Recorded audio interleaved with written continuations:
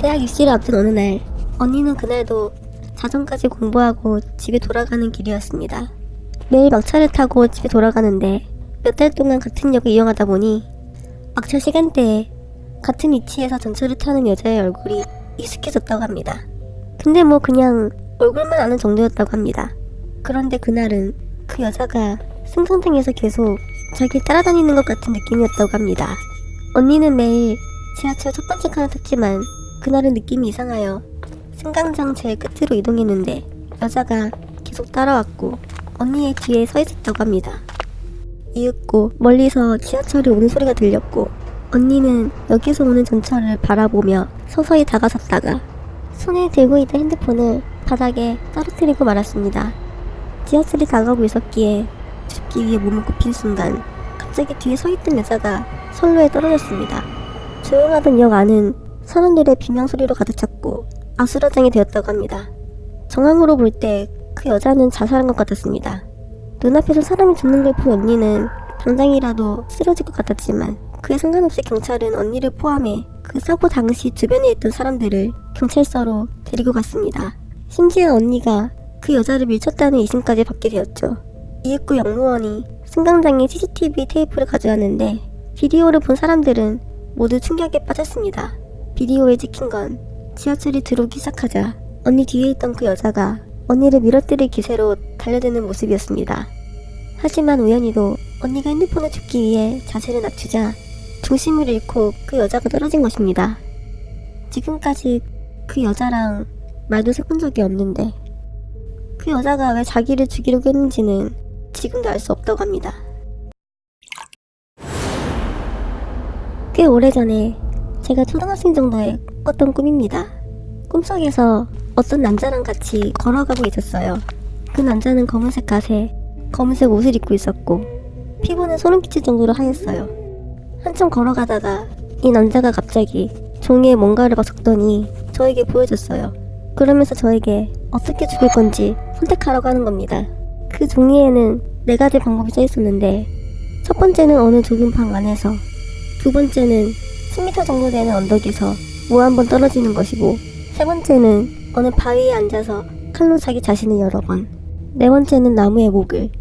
저는 너무 무서워서 답을 못했습니다. 그러자 이 남자는 시간 끄지 말라며 무섭게 소리를 질렀습니다. 그래서 저는 덜덜 떨면서 마지못해 손가락을 들고 허공을 가리켰는데 남자는 알았다며 종이를 탁 치더니 1번을 제외한 나머지 종이가 타버렸습니다. 결국 1번이 선택된 거죠. 그러면서 저보고 따라오라고 하고 도착한 곳이 방 안이 보이는 어느 집 앞이었습니다. 어느 좁은 방 안에서 라는 첫 번째 방법을 실행해야 하는 곳처럼 보였습니다. 그 방 안에는 이미 다른 사람이 그곳에서 첫 번째 방법을 행했는지 시체가 저를 쳐다보고 있었습니다. 저는 너무 무서워서 울고 있었는데 빈 종이와 빨간 펜을 주더니 제 이름을 쓰라고 했습니다. 너무 무서운 나머지 제 이름이 아닌 다른 사람 이름을 적으려고 하고 있을 때 다른 성을 적자마자 남자가 종이를 찢어버리더니 이거 네 이름 아니잖아 라고 하는 것이었습니다. 그러자 갑자기 남자의 얼굴이 소름 끼칠 정도로 무섭게 변하며 내 앞에서 거짓말을 해? 라며 소리를 질렀습니다. 저는 무서워서 소리 지르며 도망갔죠. 그때 누군가가 막내야! 막내야! 하고 외치는 소리가 들려서 그쪽으로 달려가다 잠에서 깼습니다. 그 목소리는 바로 저희 친할머니의 목소리였습니다. 그 당시엔 할머니와 같이 살았는데 제가 이 꿈을 꾼 날에 할머니께서도 제 꿈을 꾸셨다고 합니다. 어둠 속에서 제가 무언가에 쫓기듯 달려가는 모습을 보았고 그 모습이 안쓰러워 할머니께서 이쪽으로 오라고 계속 부르셨다고 합니다. 참 기묘한 경험이었습니다. 20년 전쯤에 깡시골에 볼 일이 있어서 내가 회사 승합차를 운전해서 간 적이 있다. 그때 내비게이션이 지금처럼 기능이 좋질 않아서 길 안내가 아주 엉망이었다. 게다가 깡시골이라 지나다니는 사람도 얼마 없어서 물어볼 사람도 없고 난 결국 길을 잃어버리고 말았다. 한밤중 시골 도로엔 띄엄띄엄 가로등 불빛만 있었고 오로지 차 전조등 빛에만 의지해서 가고 있는데 갑자기 길가에서 남자의 하나가 차 앞으로 튀어나왔다. 난 브레이크를 밟을 새도 없었고 결국 난 너무 놀라서 차에서 바로 나왔는데 아이가 보이지 않았다. 혹시나 해서 차 밑을 살펴봤는데도 없었고 도로 위에도 길가 어디에도 아이가 없었다. 그래서 난 신고를 했고 경찰이 찾아왔는데 경찰이 하는 말이 소름이었다. 혹시 5살쯤 되어 보이는 남자애 아니었나요? 아, 네, 맞아요. 어떻게 아셨습니까? 아, 이게 참 골칫거리인데 몇 년 전부터 1년에 2-5번씩 이런 신고가 들어옵니다. 장소도 전부 이 주변이고 신고자가 하는 얘기도 똑같아요.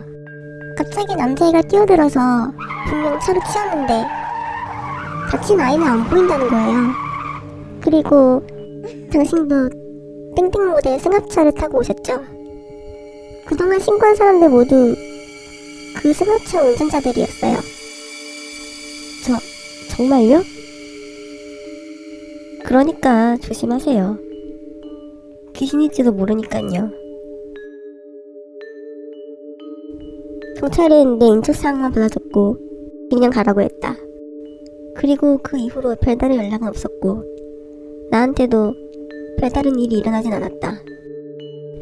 그리고 시간이 흘러 작년에 그 동네로 다시 가게 되었다. 그 동네의 식당에서 밥을 먹다가 문득 옛날 일이 떠올라 주인 아저씨에게 물어봤다. 저 아저씨, 혹시 이 동네에 귀신이 있다는 소문 알고 계세요? 밥 먹다가 무슨 소리야? 아니, 이 동네에 그런 괴담이 있다면서요.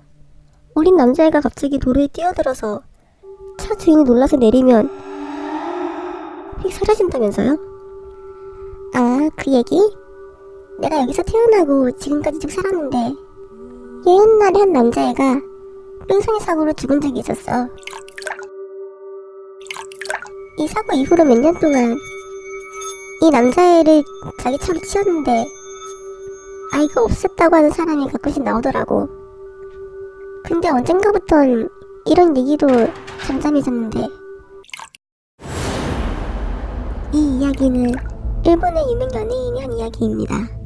내 후배가 도쿄에 집을 구하려고 여러 부동산을 돌아다니며 좋은 집을 찾는 중이었다. 그렇게 찾아다니다가 도쿄의 아파트인데 엄청나게 싼 매물이 있는 것을 발견했다. 당시 도쿄의 평균 월세는 6만원 정도였는데 이 집은 1만원 밖에 되지 않았다. 후배는 횡재했다 생각하고 덥석 계약을 해버렸고 며칠 뒤 바로 그 집에 입주하게 되었다. 그리고 다음날 아침 나에게 전화가 왔다. 무슨 일이야? 아무래도 집에 뭔가 있는 것 같아요. 자다가 새벽 2시쯤에 깨서 다시 자려고 뒤척이고 있는데 밖에서 유치원생? 그 정도 되는 어린 애들이 여럿 모여서 놀고 있는 소리가 나는 거예요. 이 소리가 점점 커져서 애들 참 시끄럽네 하고 생각했는데 새벽 2시에 유치원생들이 놀고 있는 건 좀 이상하잖아요. 그래서 갑자기 뭔가 무서워져서 창문에 열고 묻히고 보려는 순간 소리가 뚝 끊겼어요. 그렇게 새벽에 정적만이 흐를 때 다시 자려고 이불 속에 누워서 눈을 감는 순간 한 소리가 났어요. 무슨 소리일까 궁금해하다가 전 잠이 들었고요. 그리고 며칠 뒤 후배에게 또 전화가 왔다. 형, 저 그 콩 소리가 무슨 소리인지 알아냈어요. 매일 새벽 2시쯤에 애들이 뛰어노는 소리가 들려서 시끄러워서 창문을 열고 확인하면 조용해지는데 첫째 날은, 둘째 날은, 셋째 날은 이건 아파트 계단을 올라오는 발소리였어요. 그거 위험해 보이는데 당분간 집에서 나가 있는 게 좋지 않겠어? 잘 모르겠어요. 에이, 뭐 별일 없겠죠? 그리고 2주일쯤 지났을까? 후배에게도 전화가 왔다. 형, 저 어떡하죠? 어젯밤에는 애들 소리가 아니라 수많은 사람들이 쿵쾅거리며 계단을 오르내리는 소리가 들렸어요. 그리고 저희 집 현관문을 부서질 듯이 두드리는 소리가 났어요. 저 너무 무서워서 잠도 못 자고 이불 속에서 밤을 샜어요. 최대한 빨리 이사를 가야 할 것 같아요.